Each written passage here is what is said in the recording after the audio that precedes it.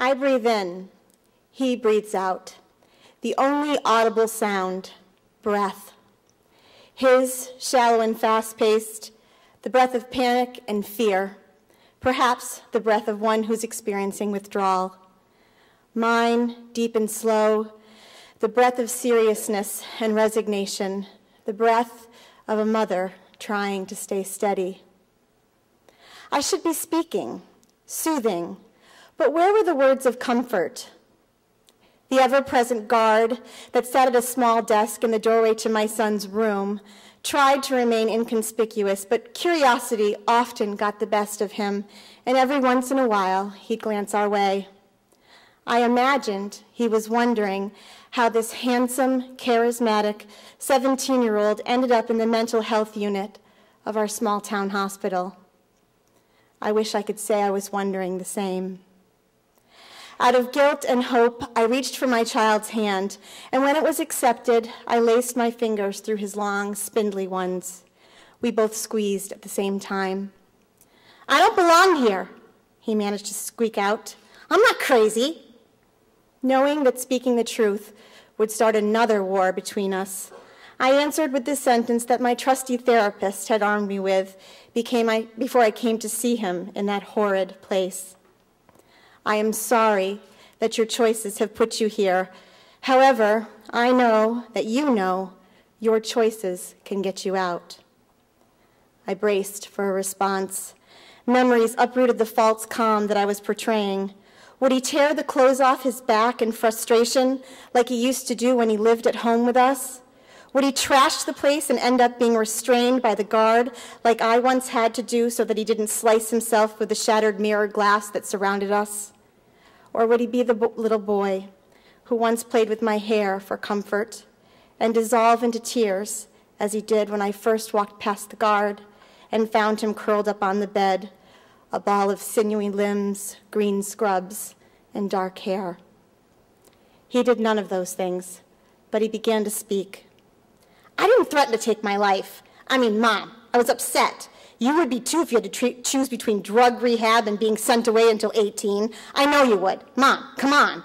So I'm going to rehab. My drug counselor says I only have to stay the weekend, so that's all I'm doing. They can't hold me, so don't go getting any of your mom ideas because you can't make me stay any longer." He was right, of course. There was nothing that I could do. No one could really do anything. Not probation, not school, not me or his father.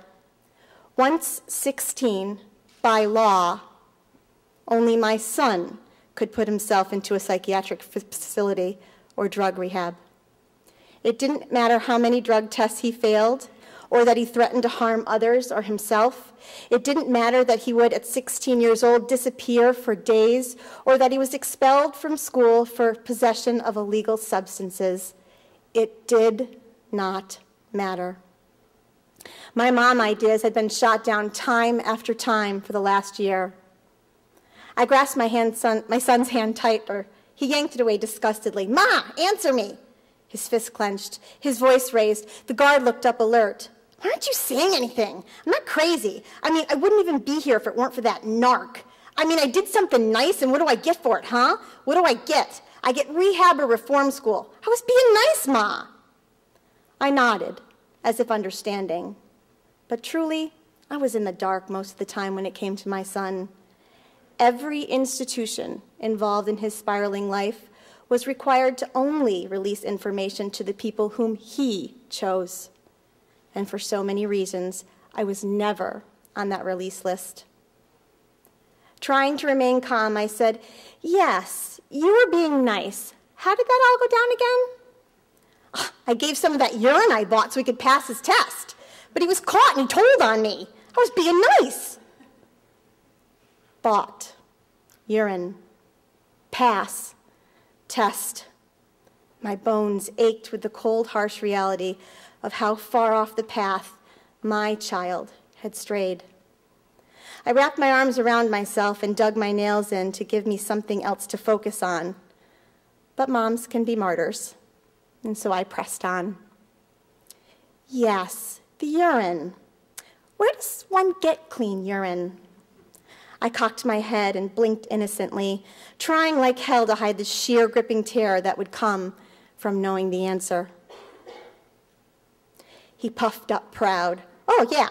Well, you know it isn't real, right?" He looked almost professorial, teaching me the art of crooked drug users. I couldn't seem to find a steady voice, and so I raised my eyebrows and shrugged my shoulders. My head hoped he'd go on, and my heart pleaded he would shut up. "It's actual urine, but it's made in a factory. Costs $90 an ounce." He continued, using the prideful tone of an expert, his charisma and dysfunctional narcissistic mania on full display. He rambled like some slick car salesman, and I closed my eyes with an overweening whelm to escape. I tried hard to remember my son before the illness began to eat away at him like dots on a Pac-Man board, to remember my son before he began to self-medicate with illicit drugs. My son, the first runner to cross the finish line, all red-faced and proud. My son, surfing insurmountable waves on his boogie board at the ocean. My son, laughing his tinny laugh like jingle bells in a metal bucket. "Ma, did you hear me? Ma, Jesus, am I talking to a wall here?" My heart raced and tears welled. I turned my head toward the right and locked eyes with the guard. His pity-filled expression spoke directly to my mama's soul. Mercifully, his voice sliced through the insanity, sliced through the starkness of the room. "You have 5 minutes." This declaration pulled my son up short, and his voice abruptly quit. We turned and faced each other on the bed, his legs crisscrossed, and I with one foot on the floor. His chin began to quiver.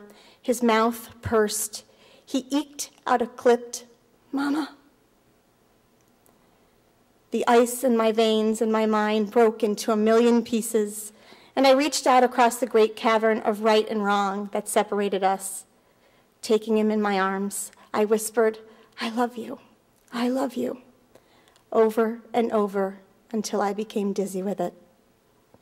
Thank you.